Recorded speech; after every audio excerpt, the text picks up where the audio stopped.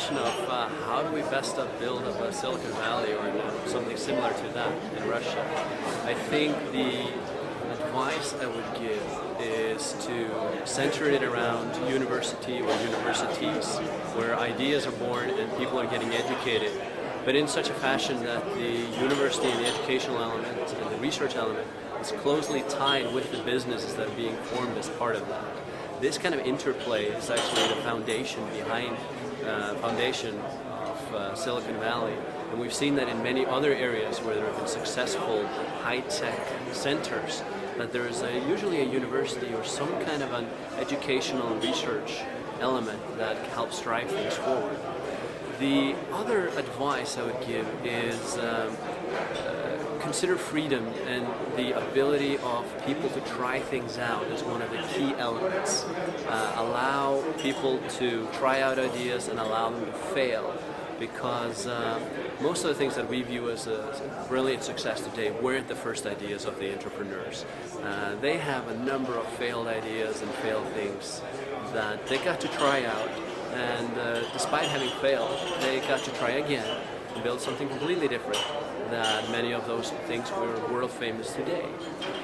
So that's kind of also, if there's a question of what mistakes to avoid, I think the biggest mistake would be to try to steer it too much, try to guide it towards something that is a predefined goal, because many of the inventions and many of the ideas that we have today, and everybody knows about them, be it Google or Facebook or what have you, most people would not have thought that being a target market when this thing started.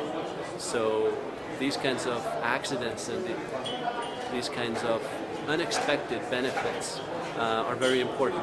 So I would try to avoid, steering away from that. And then maybe final recommendation is make sure that you have interdisciplinary know-how in place. So bring together business schools, engineering, technology, marketing, social aspects. Human factors are a very important part in making a successful invention, a successful business, and bring all of these areas together. And that's kind of what we are building on here also at Reykjavik University, is bringing together engineering, business, and human factors, possibly later with arts, to exactly drive these key elements together so that they can lead to new business and new ideas.